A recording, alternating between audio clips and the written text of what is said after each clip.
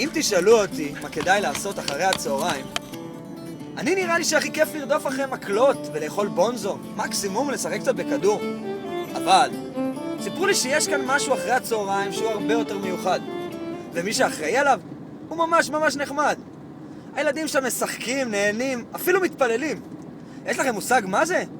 עזבו, אני הולך לרדוף אחרי חתולים. בסייעתא דשמיא, את הרב מאיר חי, שאני קודם דמו הכרתי לפני 15 שנה. כאברך בבית חם, אצלו בבית. הילדים שנכנסו פה לתלמוד תורה, שכנע אותי להכניס את כל הילדים עם המשחקייה ועם השינון ועם הכנסים. וגם החיבור דרך התפילות בנץ והשיעורים, הכרתי לאט לאט אדם ענק שנפלא, מלא תורה, מלא שמחה. תקראו את פסוק ו', ראיתם תמיד הספר. מי מת בפסוק ו'? אצבע. אצבע. מי?